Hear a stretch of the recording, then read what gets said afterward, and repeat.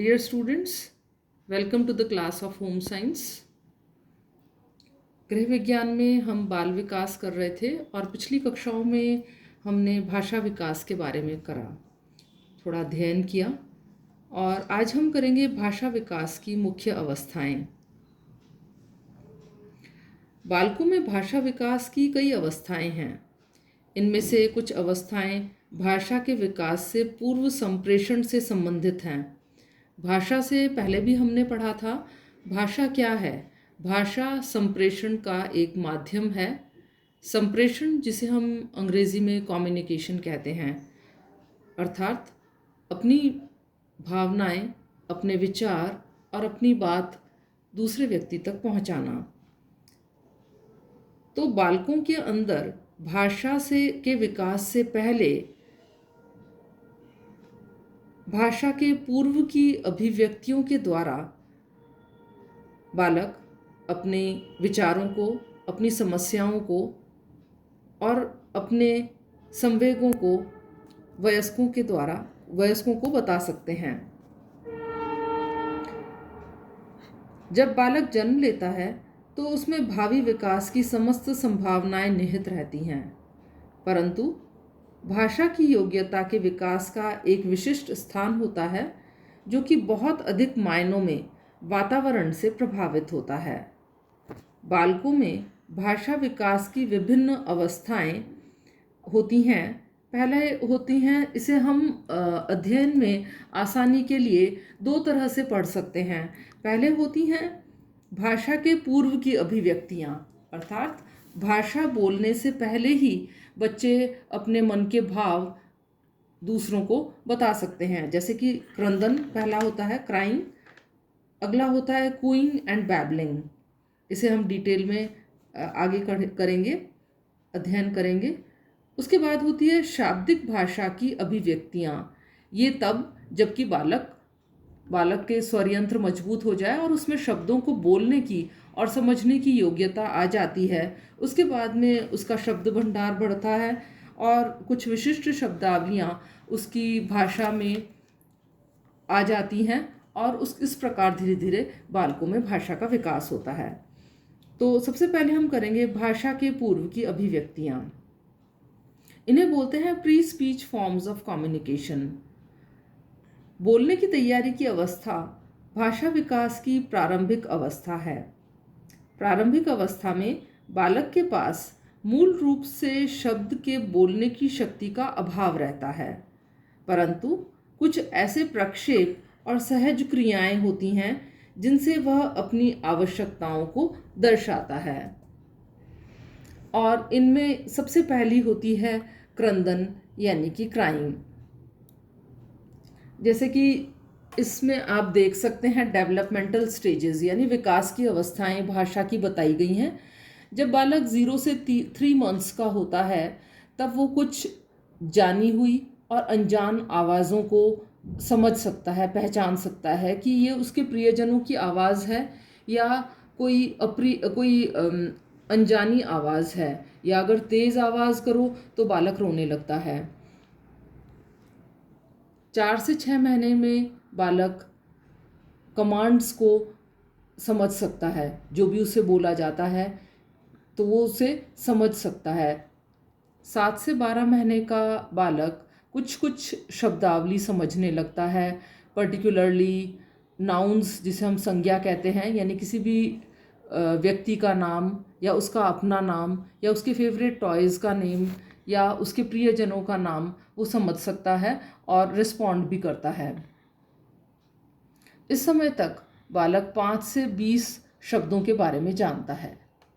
जब वह 1 से 3 साल का होता है तो कुछ सिंपल क्वेश्चंस के बारे में उसे मालूम चलने लगता है और इस स्टेज की एंड तक यानी 3 साल के अंत तक वो 1000 वर्ड्स के बारे में समझ सकता है।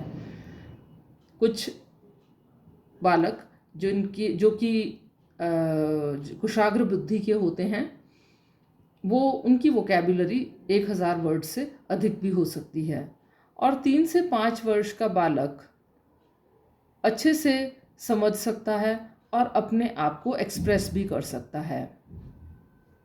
तो सबसे पहले हम करेंगे 0 to 3 months में सबसे पहले किस तरह से बालक रिस्पॉन्ड करता है। इसमें फर्स्ट होता है क्रंदन यानी कि क्राइंग। शिशु जन्म से ही क्रंदन प्रारंभ करने लगता है, रोने लगता है, जो कि उसकी भाषा का प्रारंभिक रूप है। लगभग 2 सप्ताह का बालक अधिक देर तक रोता है। यह क्रिया शिशु के भाषा सीखने का सबसे पहला कदम है।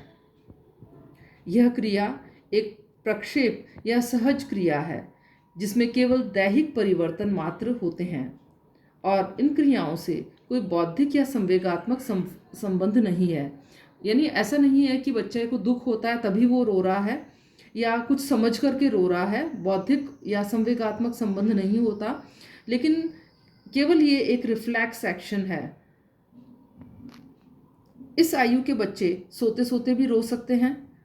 तीसरे सप्ताह से चौथा माह तक रोना अपेक्षाकृत कम हो जाता है।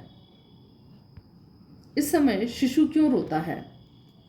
इसके अनेक आंतरिक और बाह्य कारण हो सकते हैं। बूलर वॉटसन ने बताया है कि 2 माह के बालक रोने का मुख्य कारण भूख बताया है। जब वो हंग्री होते हैं तब वो क्राई करते हैं। इसके अलावा तीव्र प्रकाश, शोरगुल, थकान, भय, पेट दर्द, सोते समय व्यवधान आदि कुछ अन्य कारण हैं। कुछ बालक सोने और खाने से कुछ पहले रोते हैं। 3 से 4 महीने का बालक दूसरों का ध्यान अपनी तरफ आकर्षित करने के लिए भी रोने लगता है। कुछ माता पिता की आदत बन जाती है कि जब बच्चा रोता है तभी वह उसकी इच्छा की पूर्ति करते हैं। ऐसी स्थिति में कुछ दिनों बाद शिशु अपनी इच्छा मनवाने के लिए भी रोता है।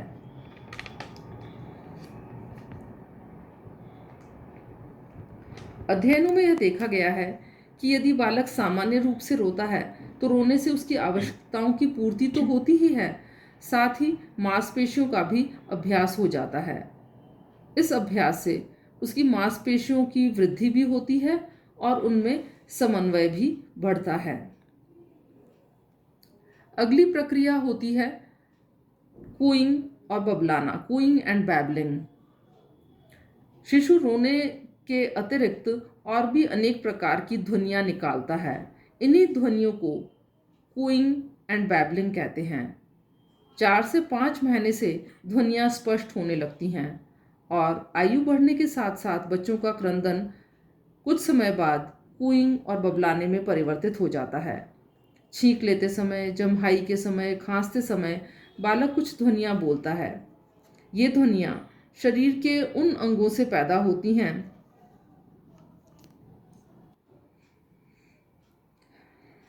छींकते समय, जम्हाई लेते समय, खांसते समय बालक कुछ ध्वनियाँ बोलता है और ये ध्वनियाँ शरीर के उन अंगों से पैदा होती हैं जिनका संबंध उच्चारण से है, अर्थात पूर्णतः अवसर व स्वरयंत्र मैकेनिज्म पर आधारित है। ये ध्वनियाँ अधिगर्भित होती हैं परंतु संसार के सभी बालकों में पाई जाती हैं। इन ध्वनियों में बालक आनंद अनुभव करता है और ये ध्वनियाँ कूइंग कहलाती हैं। कूइंग धीरे धीरे बबलाने में परिवर्तित हो जाता है। 2 महीने की आयु से प्रारंभ होकर के 13 महीने तक यह अभ्यास चलता है। आयु बढ़ने के साथ साथ बालक और अधिक ध्वनियाँ बोलने लगते हैं। बबलाने से बालकों के स्वरयंत्र की परिपक्वता को बल मिलता है। पहले बालक स्वरों को यानी वॉवल्स को और फिर व्यंजनों को उनके साथ मिलाकर दोहराता है। धीरे धीरे अभ्यास के साथ यह बबलाना शब्दों में परिवर्तित हो जाता है। अध्ययनों से देखा जाता है कि जो बच्चे जल्दी बबलाना सीखते हैं वह प्रायः बोलना भी जल्दी सीखते हैं। जैसे कि अगर व्यंजन म बच्चे बोलते हैं और उसके आगे अगर वॉवल आ लगा दिया जाए तो माँ और माँ, तो वो बार बार जब रिपीट करते हैं तो मामा, इसी तरह से पापा, दादा, नाना, इस प्रकार से बालक शब्द बोलना सीखते जाते हैं और इनको जब वो दोहराते हैं तो संबंधित व्यक्ति बहुत खुश होता है और इससे बच्चों को प्रोत्साहन मिलता है और इसी प्रकार धीरे धीरे बालकों के अंदर लैंग्वेज डेवलपमेंट शुरू होने लगता है। तो ये थे 2 अभिव्यक्तियाँ जिनमें भाषा के पूर्व की अभिव्यक्तियाँ हैं, क्राइंग और दूसरा कूइंग एंड बैबलिंग। अगली क्लास में हम नेक्स्ट अभिव्यक्ति करेंगे हाव भाव या जेस्चर्स के द्वारा किस तरह से बालक में लैंग्वेज का डेवलपमेंट होता है। Thank you so much.